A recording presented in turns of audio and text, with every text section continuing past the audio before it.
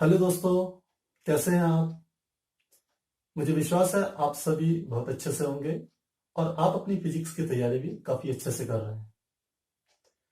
दोस्तों, आजकल हम क्लास 12th फिजिक्स का सेकंड चैप्टर कर रहे हैं और पिछली क्लास में हमने एक समांतर पट संधारित्र की धारिता के लिए सूत्र का निगमन किया था। आज उसी टॉपिक को आगे कंटिन्यू कर रहे हैं और आज का हमारा टॉपिक है आंशिक परावैद्युत युक्त समांतर पट संधारित्र की धारिता। तो इसके लिए सबसे पहले हम एक संधारित्र बनाते हैं। मान लेते हैं मैंने ये दो प्लेटें ली हैं। पहली प्लेट पर मान लेते हैं मैंने प्लस क्यू आवेश दे दिया, जो प्लेट के भीतरी हिस्से पर फैल गया। इसी प्रकार स्थिर विद्युत प्रेरण के कारण दूसरी प्लेट पर इतना ही ऋण आवेश आ जाता है।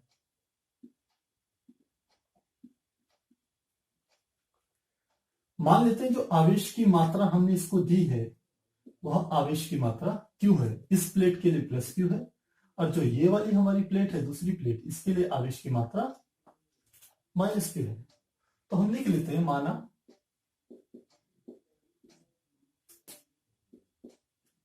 प्लेटों पर आवेश प्लस Q तथा माइनस Q है। दूसरा, मान लेते हैं हमने जो दो प्लेटें ली हैं, इनमें से प्रत्येक प्लेट का जो क्षेत्रफल है वह कैपिटल ए है। लिखते हैं, माना प्रत्येक प्लेट का क्षेत्रफल बराबर है कैपिटल ए। तो हम आवेश का पृष्ठ घनत्व का हम सूत्र जानते हैं, तो हम लिखेंगे अतः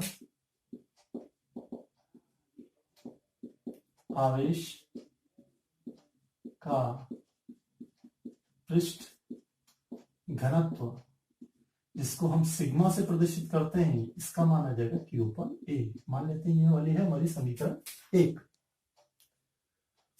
माना इन दोनों प्लेटों के बीच की जो दूरी है, इस दूरी को मान लेते हैं हम, ये दूरी D। तो हमने कहा दोनों प्लेटों के बीच की जो कुल दूरी है मान लेते हैं D। अब हमारा टॉपिक है आंशिक परावैद्युत युक्त। इसका अर्थ है इन दोनों प्लेटों के बीच प्रारंभ में वायु थी और हमने इसके बीच कोई एक पदार्थ डाल दिया जिसका परावैद्युतांक K है और शेष स्थान पर क्या रह गई है, वायु रह गई है। तो इसको थोड़ा और आसान बनाने के लिए हम यहां पर एक मान लेते हैं कि माना इस प्लेट, मान लेते हैं इस वाली प्लेट का नाम है P और इस वाली प्लेट का नाम मान लेते हैं Q है। मान लेते हैं P प्लेट से के बाद जो हमारी प्लेट P है, इसके बाद हम T मोटाई का, कितनी मोटाई का, T मोटाई का एक परावैद्युतांक यहां पर डाल देते हैं बीच में। अर्थात इस स्थान पर हमने कहा एक परावैद्युतांक डाल दिया। ये जो हमने पदार्थ डाला है, मान लेते हैं इसका परावैद्युतांक K1 है और जो शेष स्थान रह गया, क्योंकि टोटल दूरी हमारी कितनी थी D, इसमें से यदि T मोटाई का हमने K1 परावैद्युतांक यहां पर डाल दिया है, तो जो शेष स्थान रह गया वह स्थान रह जाएगा D-T।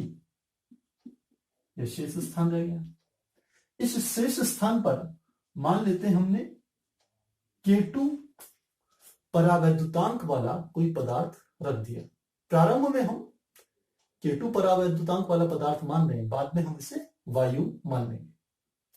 तो हमने कहा D-T स्थान पर K2 परावैद्युत वाला पदार्थ हमने रख दिया। अब हम कहेंगे कि हमें इस पूरे के पूरे जो हमारा संधारित्र बना है, जिसकी दो प्लेटों P तथा Q के बीच में एक T मोटाई का परावैद्युतांक भरा हुआ है और शेष स्थान पर K2 परावैद्युतांक वाला कोई पदार्थ भरा हुआ है, अब हमें इसकी धारिता ज्ञात करनी है। अब सबसे पहले हम ये समझते हैं कि क्या परावैद्युतांक का चालक के जो हम ये लगा रहे हैं प्लेटें हैं, इनके बीच में जो विद्युत क्षेत्र होता है E, वह क्या परावैद्युतांक से बदलता है?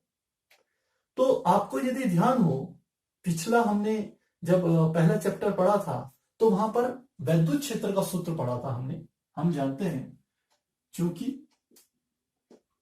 विद्युत क्षेत्र का सूत्र होता है E इजिकल टू 1/4πε0 और होता था Q/r²। यह तो तब होता था जब वायु में एक आवेश रखा हुआ है और उससे कुछ दूरी पर हमें विद्युत क्षेत्र ज्ञात करना है। लेकिन यदि वायु के स्थान पर कोई दूसरा पदार्थ रखा होता बीच में, आवेश और उस बिंदु के बीच में कोई दूसरा पदार्थ रखा हो जिसका परावैद्युतांक K हो, तो हमारा सूत्र इस प्रकार से बदल जाता है। तो आप देख रहे हैं E और K में व्युत्क्रमानुपाती का संबंध है, अर्थात E व्युत्क्रमानुपाती है K के। हमारे कहने का तात्पर्य यह है कि यदि K का मान परिवर्तित हो तो E का मान भी परिवर्तित होगा। दूसरी बात, हम इसमें विभव भी ज्ञात करेंगे, तो हम देखते हैं विभव का क्या सूत्र होता है। विभव का हमारा बेसिक सूत्र होता है 1/4πε0, और यदि K माध्यम का परावैद्युतांक है तो यह आ जाएगा साथ में Q/r। यहां पर से आप देखें तो जो V है वह भी K के साथ उसका व्युत्क्रमानुपाती का संबंध है, अर्थात जैसे जैसे बीच का माध्यम बदलेगा वैसे वैसे विद्युत क्षेत्र की तीव्रता और साथ में विभव भी बदल जाएगा। अब इस चीज का यहां पर हम कैसे उपयोग करेंगे? हमने कहा P और Q के बीच में दो माध्यम है, एक माध्यम है K1 और दूसरा माध्यम है K2। हमने कहा कि K1 माध्यम का जो विद्युत क्षेत्र होगा वह K2 से अलग होगा। तो मान लेते हैं इन दो बिंदुओं के बीच में जिसकी T मोटाई है, जिसका परावैद्युतांक K1 है, मान लेते हैं विद्युत क्षेत्र की तीव्रता है E1। इसी प्रकार इस बीच वाले बिंदु से लेकर के इस Q बिंदु तक जो विद्युत क्षेत्र होगा वह, क्योंकि परावैद्युतांक का मान बदल गया इसलिए इसका विद्युत क्षेत्र अलग होगा और E1 की जगह मान लेते हैं वह E2 होगा।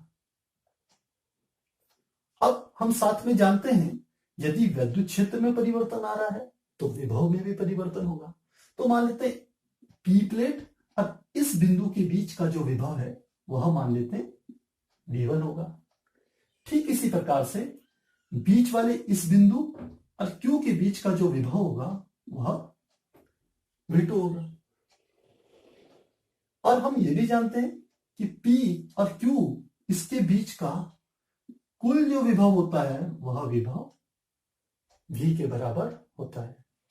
तो यदि आपको यह सब बातें समझ में आ गई हैं तो अब आपको इस डेरिवेशन को करने में कोई परेशानी नहीं होगी, बहुत आसानी से हो जाएगा। एक बार दोबारा बता रहा हूं कि P और Q के बीच में हमने दो परावैद्युत अलग अलग माध्यम डाल दिए हैं। पहले का जो परावैद्युतांक है वो K1 है और उसकी जो मोटाई है T है। उसके बाद जो दूरी बच जाती है जो कि D माइनस T के बराबर होगी, उसमें हम K2 परावैद्युतांक वाला कोई पदार्थ डाल देते हैं।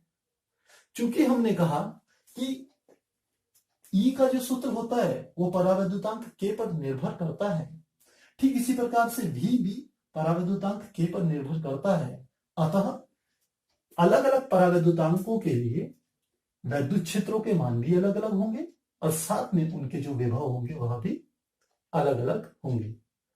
तो हम यहां से अब अपना डेरिवेशन शुरू करते हैं। हम कहते हैं माना T मोटाई का K1 परावैद्युत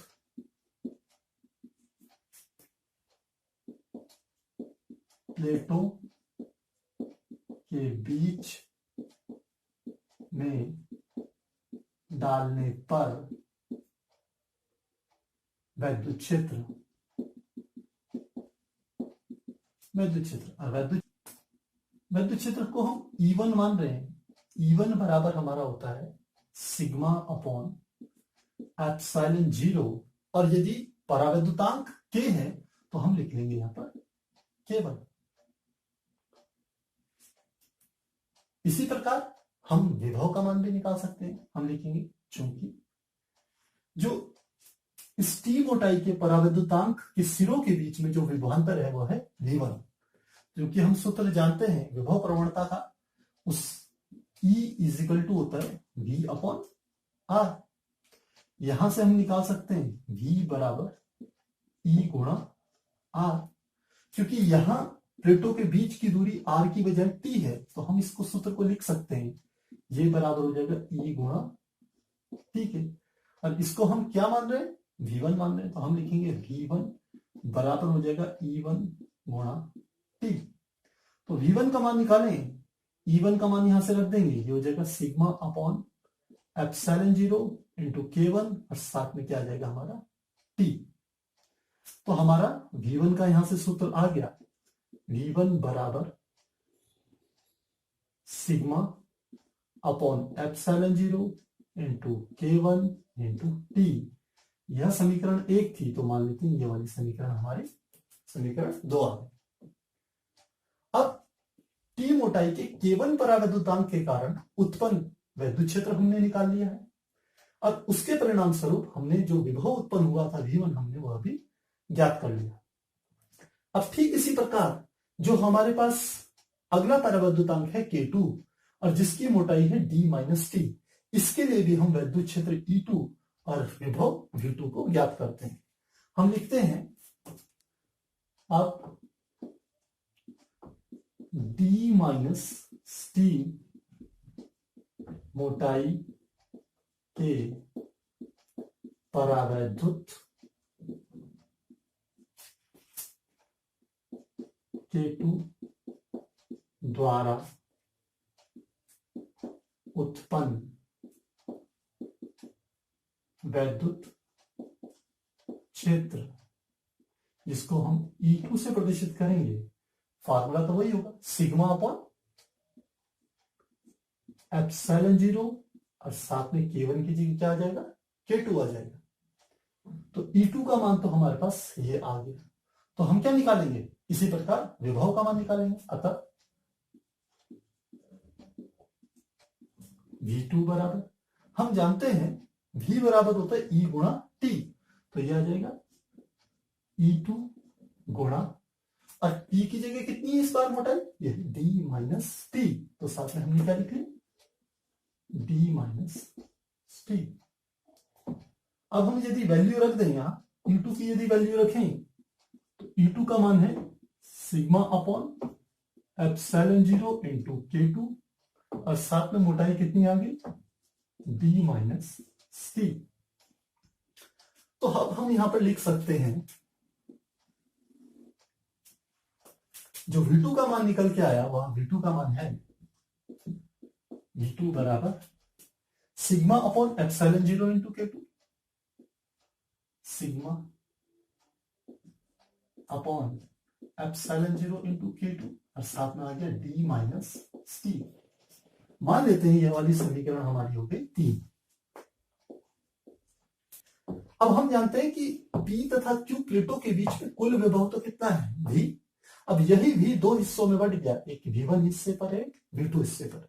तो हम लिखेंगे क्योंकि V बराबर हमारा होता है V1 प्लस V2 के, तो जब वैल्यू पुट करेंगे V1 और V2 की, तो समीकरण 2 से और समीकरण 3 से हम मान रखेंगे। तो लिखते हैं समीकरण 2 व 3 से मान रखेंगे V में, V1 का मान यहां से आएगा 2 से, ये है सिग्मा बटे एप्सिलॉन 0 K1 इंटू T, आ गया सिग्मा बटे epsilon 0 K1 into T, plus, क्योंकि यहां प्लस है तो प्लस, V2 का मान समीकरण 3 से रखेंगे, यह आ गया सिग्मा अपॉन एप्सिलॉन 0 K2, और साथ में हमारा क्या आ गया D माइनस टी। अब देखिए इन दोनों में क्या कॉमन है, इन दोनों में जो कॉमन है वो है सिग्मा अपॉन एप्सिलॉन जीरो। तो अंदर क्या बच जाएगा, अंदर बच जाएगा T अपॉन K1 प्लस ये आ जाएगा सिग्मा अपॉन एप्सिलॉन जीरो बाहर आ गया, तो ये आ गया D माइनस टी अपॉन। अब हम समीकरण 1 से सिग्मा बराबर Q अपॉन ए रखते हैं। हम लिखते हैं समीकरण 1 से सिग्मा का मान रखने पर, रखेंगे तो क्या हो जाएगा, ये आ जाएगा V बराबर Q अपॉन ए इंटू एप्सिलॉन जीरो, और साथ में हमारे पास आ गया T upon K1 minus D plus, यहां प्लस है तो plus D minus T upon K2। यह हमारे पास विभव का मान आ गया। इस विभव का दोनों प्लेटों के बीच में जो कुल विभव है उसका मान इतना आ गया, पर हमें तो क्या ज्ञात करनी है, धारिता ज्ञात करनी है। तो हम लिखेंगे अतः C बराबर Q अपॉन, हम जानते हैं फार्मूला होता है V, तो यहीं पर वैल्यू पुट करेंगे। Q की जगह तो आ गया Q, और V की जगह हम ये पूरा मान रखते हैं, तो पूरा मान आ गया Q upon A into epsilon zero, A into epsilon zero, साथ में आ गया T upon K1 minus D minus, ये माइनस नहीं प्लस है, plus D minus T upon K2। अब देखिए यहां Q से Q कट गया, तो क्या फॉर्मूला आ जाएगा, C बराबर A एप्सिलॉन जीरो ऊपर चले गया, A एप्सिलॉन जीरो, और नीचे की ओर हमारा आ गया T upon K1 minus plus D minus T into ये क्या आ गया K2। तो यह तो हमारा तब फॉर्मूला आया यदि प्लेटों के बीच में K1 तथा K2 पराविद्युत वाले दो पदार्थ बने। लेकिन हम कहें कि यदि इसमें T मोटाई का एक K पराविद्युतांक वाला पदार्थ हो और शेष K2 वाले स्थान पर वायु भरी हुई हो, तो क्या होगा, तो हम लिखेंगे यदि K1 बराबर हो जाए K के और K2 बराबर हो जाए 1 के, यानी कि K2 कौन सा माध्यम आ जाए, K2 वायु माध्यम क्या बन जाए, वायु बन जाए, तो इस समीकरण में रखेंगे तो यह आ जाएगा C बराबर A epsilon zero upon T upon K1 की जगह कितना लिखना है K plus D minus T, और K2 की जगह क्या आ जाएगा 1, तो इसे सीधे लिखेंगे D माइनस टी।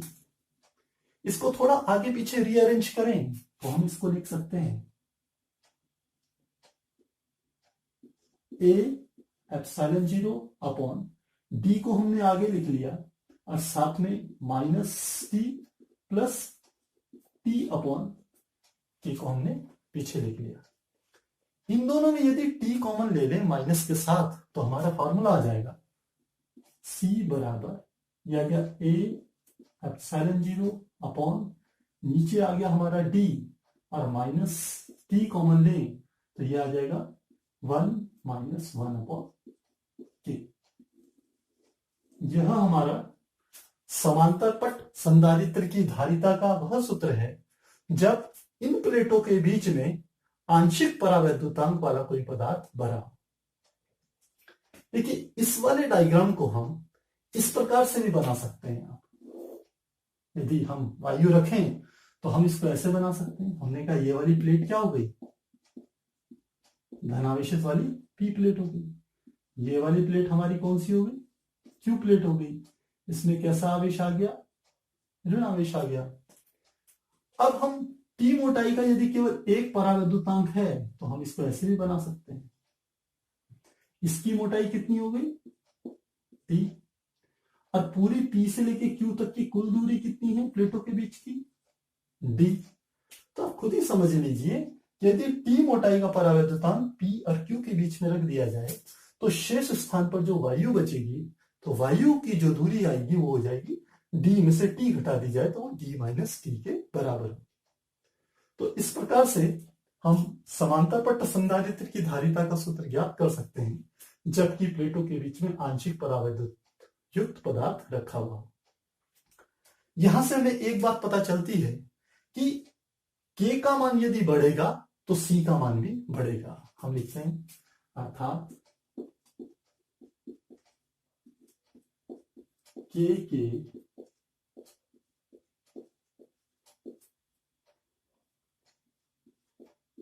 बढ़ने पर C भी बढ़ता है। यह हमारा निष्कर्ष निकलता है कि यदि जो हम परावैद्युत भर रहे हैं बीच में उस परावैद्युत वाले, ये है K परावैद्युत वाला पदार्थ, इस चित्र को हम ऐसे मॉडिफाई कर सकते हैं। तो K परावैद्युत वाला यदि पदार्थ हम भरें, जैसे जैसे उसका परावैद्युतांक K का मान बढ़ता जाएगा वैसे वैसे संधारित्र की धारिता भी बढ़ती चली जाएगी। हमारा नेक्स्ट टॉपिक है अनेक परावैद्युत युक्त समांतर पट्ट संधारित्र की धारिता। यदि आपको जो हमारा पिछला टॉपिक था आंशिक परावैद्युत युक्त समांतर पट्ट संधारित्र की धारिता, यदि आपको वह समझ में आ गया है तो इसे समझने में आपको कोई परेशानी नहीं। इसमें बिल्कुल पहले की तरह हम ले रहे हैं। मान लेते हैं हमने एक पहली प्लेट ली, मान लेते हैं यह प्लेट है P और इसको हमने धनावेश दे दिया है। इससे D दूरी पर मान लेते हैं हमने दूसरी प्लेट ले ली, यह प्लेट मान लेते हैं Q है और इसको हमने ऋणावेश दे दिया है। मान लेते हैं इन दोनों प्लेटों के बीच की जो कुल दूरी है वह मान लेते हैं D है।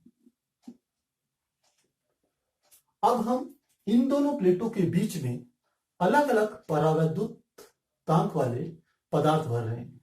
मान लेते हैं पहले हमने इतनी मोटाई का एक परावैद्युतांक भरा जिसकी मोटाई T1 है और इस परावैद्युतांक का जो परावैद्युतांक है वहां मान लेते हैं K1 है।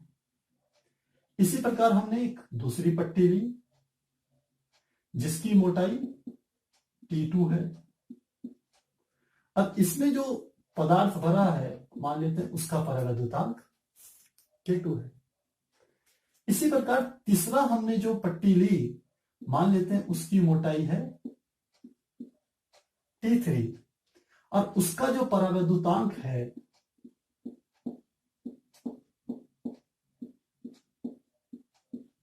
उसका परावैद्युतांक मान लेते हैं K3। तो हमने अपने पिछले डेरिवेशन में आपको समझाया था, हमने कहा था चूंकि हमारे को E का फॉर्मूला पता होता है, E बराबर होता है 1/4πε0 K Q/r², यदि K परावैद्युत वाला पदार्थ भरा हो। और इसी प्रकार हम जानते हैं V बराबर भी होता है 1/4πε0 K Q/r। हमने वहां पर भी बताया था चूंकि E K के साथ सीधे सीधे संबंधित है, जैसे जैसे K का मान बढ़ेगा E का मान घटेगा। ठीक उसी प्रकार जो वैद्युत विभव है वह भी K के साथ व्युत्क्रमानुपाती संबंध में है, अर्थात यदि K का मान परावैद्युतांक का मान बढ़ेगा तो V का मान घटेगा। कहने का तात्पर्य है कि यदि K परिवर्तित होगा तो V भी परिवर्तित होगा और साथ में E भी परिवर्तित होगा। क्योंकि यहाँ अलग अलग मोटाई के अलग अलग परावैद्युतांक वाले पदार्थ भरे हैं, इसलिए सबका जो वैद्युत क्षेत्र होगा वह भी अलग अलग होगा और उनके द्वारा उत्पन्न जो विभव होगा वह भी अलग अलग होगा। तो मान लेते हैं इस T1 पट्टी की मोटाई के कारण जो वैद्युत क्षेत्र उत्पन्न हो रहा है वह मान लेते हैं E1 है और जो विभव उत्पन्न हो रहा है वो मान लेते हैं V1 है। इसी प्रकार T2 मोटाई की पट्टी के कारण मान लेते हैं जो वैद्युत क्षेत्र उत्पन्न हो रहा है वह है E2 और जो विभव उत्पन्न हो रहा है वह मान लेते हैं V2। ठीक इसी प्रकार T3 मोटाई की पट्टी के कारण जो वैद्युत क्षेत्र उत्पन्न हो रहा है वो मान लेते हैं E3 है और जो विभव उत्पन्न हो रहा है वो मान लेते हैं V3 है। और साथ में हम यह भी जानते हैं कि इस P और Q दोनों प्लेटों के बीच जो कुल विभव है उस विभव का मान कितना है V है। तो बिल्कुल पहले की तरह हम शुरुआत करते हैं, वही मान लेते हैं पी पट्टी को हमने प्लस क्यू आवेश दिया, जिसके कारण स्थिर विद्युत प्रेरण के कारण क्यू पट्टी पर, क्यू प्लेट पर माइनस क्यू आवेश स्वतः ही आ गया। तो हम लिखते हैं माना प्लेटों पर आवेश प्लस क्यू तथा माइनस क्यू है तथा प्रत्येक प्लेट का क्षेत्रफल ए है। हमें पता चल गया प्रत्येक प्लेट का क्षेत्रफल ए है। तो अब हम आवेश का पृष्ठ घनत्व निकालेंगे। हम लिखेंगे चूंकि आवेश का पृष्ठ घनत्व, जिसे हम सिग्मा से प्रदर्शित करते हैं, सिग्मा बराबर होता है हमारा क्यू अपॉन ए के, यह मान लेते हैं समीकरण एक। अब हम चलते हैं अपने इस डायग्राम में। हम कहते हैं कि पहले T1 मोटाई की पट्टी जिसका परावैद्युतांक K1 है, उसका हम वैद्युत क्षेत्र निकालते हैं। तो हम लिखते हैं T1 मोटाई वाली K1 परावैद्युत युक्त पट्टी का वैद्युत क्षेत्र। तो वैद्युत क्षेत्र हम जानते हैं E बराबर होता है सिग्मा अपॉन एप्सिलॉन 0 इंटू के। तो हम लिखेंगे वैद्युत क्षेत्र E1 मान लेंगे, तो ये E1 बराबर हो जाएगा सिग्मा अपॉन एप्सिलॉन 0 इंटू किसके बराबर आ जाएगा, के बराबर हमारा आ जाएगा। तो क्योंकि परावैद्युतांक K1 है, इसलिए यहां पर हम क्या लिख लेंगे, K1 लिख लेंगे। अब हम सूत्र जानते हैं, चूंकि V बराबर होता है A गुणा D के बराबर होता है, तो इस सूत्र से यहां निकल जाएगा V1 का मान निकालें तो V1 बराबर हमारा आ जाएगा E1 गुणा इस प्लेट की मोटाई कितनी T1, तो हम क्या लिख लेंगे T1। तो यहां से हमारा V1 का मान आ गया, V1 बराबर E1 का मान कितना है sigma upon epsilon 0 into K1 और साथ में क्या आ गया T1। ठीक इसी प्रकार T2 मोटाई वाली K2 परावैद्युत युक्त पट्टी का वैद्युत क्षेत्र है। तो लिखेंगे T2 मोटाई वाली K2 परावैद्युत युक्त पट्टी का वैद्युत क्षेत्र, इसको हम प्रदर्शित कर रहे हैं E2 से। E2 बराबर भी वही हो जाएगा हमारा जो ये फार्मूला था, सिग्मा अपॉन एप्सिलॉन 0 और साथ में क्या आ जाएगा K2। अब चूंकि फिर हम सूत्र जानते हैं V बराबर E गुणा D, तो V2 बराबर E2 गुणा T2 हो जाएगा। तो हम लिख लेंगे चूंकि V2 बराबर होगा E2 गुणा T2, तो E2 का मान कितना आ गया sigma upon epsilon 0 into K2 और साथ में क्या आ जाएगा हमारा T2।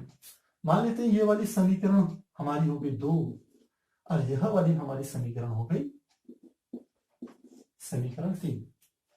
इसी प्रकार हम निकालेंगे T3 मोटाई वाली पट्टी के लिए। तो लिखेंगे T3 मोटाई वाली K3 परावैद्युत युक्त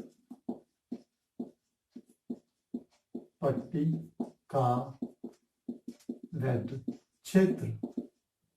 तो वह वैद्युत क्षेत्र कितना है हम जानते हैं E3 है, तो निकालेंगे E3 बराबर sigma upon epsilon 0 into K3 के बराबर होगा। अब फिर हम विभव का मान निकालेंगे, तो विभव फिर से क्या हो जाएगा V3 है, तो ये E3 गुणा T3 हो जाएगा। तो इसलिए लिखेंगे विभव V3 बराबर हो जाएगा E3 गुणा T3। E3 का मान sigma upon epsilon 0 into K3 और साथ में क्या आ गया T3। यह समीकरण हमने मान ली समीकरण हो गई ये 4। तो अब हम निकालते हैं, हम लिखते हैं अतः P तथा Q के मध्य कुल विभव, कुल विभवांतर जो V होगा वो बराबर होगा V1 plus V2 plus V3 के बराबर होगा, क्योंकि ये कुल जो विभव है V ये 3 हिस्सों में बढ़ गया है। V1, दूसरे के बीच V2 और तीसरी मोटाई के लिए V3। तो हम निकालेंगे मान, तो समीकरण 2, 3, 4 से मान रखेंगे, तो लिखेंगे समीकरण 2, 3 व 4 से मान रखने पर, जब मान रखेंगे तो क्या होगा, V बराबर V1 का मान सिग्मा बटे एप्सिलॉन 0 K1 इंटू T1। तो हम लिख सकते हैं सिग्मा T1 बटे epsilon 0 K1, epsilon 0 into K1। ये हमारा V1 का मान आ गया। इसी प्रकार V2 का मान देखें, तो जो V2 का मान हमारा निकल के आया सिग्मा T2 बटे एप्सिलॉन 0 K2। तो लिखेंगे सिग्मा T2 बटे एप्सिलॉन 0 इंटू K2। ऐसी V3 का मान यहां से रखेंगे सिग्मा T3 बटे एप्सिलॉन 0 K3, सिग्मा T3 बटे एप्सिलॉन 0 K3। आप देखिए इन सब में जो कॉमन है सिग्मा अपॉन एप्सिलॉन 0 कॉमन है, तो हम लिख लेंगे V बराबर सिग्मा अपॉन एप्सिलॉन 0, अंदर बच गया T1 upon K1 plus T2 upon K2 plus T3 upon K3 के बराबर आ गया। तो यह तो हमें किसका मान पता चला, विभव का मान पता चला। पर हमें क्या ज्ञात करना है, हमको तो संधारित्र की धारिता ज्ञात करनी है। तो हम सूत्र जानते हैं, चूंकि C बराबर होता है Q अपॉन V के, तो हम यहां वैल्यू रखेंगे, ऊपर आ गया हमारे पास Q और नीचे V की वैल्यू रखें तो ये आ गया सिग्मा अपॉन एप्सिलॉन 0 साथ में T1 upon K1 plus T2 upon K2 plus T3 upon K3 का मान आ गया। अब हम समीकरण 1 से सिग्मा का मान Q अपॉन A रख देते हैं। यहां पर हम लिखते हैं समीकरण 1 से सिग्मा का मान रखने पर, रखें मान सिग्मा की जगह Q अपॉन A रख दें यहां पर, तो यह आ जाएगा C बराबर, ऊपर आ गया Q अपॉन सिग्मा की जगह Q अपॉन A और नीचे साथ में क्या है एप्सिलॉन 0, यहां आ गया T1 upon K1 plus T2 upon K2 plus T3 upon K3। अब ये Q से Q कट गया, तो A एप्सिलॉन 0 अंश में चले जाएगा, तो ये आ गया C बराबर A इंटू एप्सिलॉन 0 अपॉन ये आ गया T1 upon K1 plus T2 upon K2 plus T3 upon K3। और यह हमारी अनेक परावैद्युत युक्त समांतर पट्ट संधारित्र की धारिता का सूत्र है। यदि यहां पर 3 से भी अधिक होती, 4 होती, 5 होती, 6 होती, 7 होती, तो केवल इस सूत्र में यह आगे ही नीचे का जो क्रम था वो आगे बढ़ता चले जाता है। जैसे T1 upon K1 plus T2 upon K2 plus T3 upon K3 और होती तो T4 upon K4 plus T5 upon K5, इस प्रकार से ये बढ़ता चले जाता। तो इस प्रकार हम अनेक परावैद्युत युक्त समांतर पट्ट संधारित्र की धारिता का सूत्र ज्ञात कर सकते हैं। दोस्तों, मुझे पूरा यकीन है कि आपको यह पूरा डेरिवेशन समझ में जरूर आया होगा, पर कहीं पर भी यदि आपको कहीं कोई डाउट होता है तो कमेंट बॉक्स में जरूर लिखिएगा। और यदि आपको वीडियो पसंद आए तो लाइक जरूर कीजिएगा। तो मिलते हैं अगले वीडियो में, तब तक के लिए गुड बाय।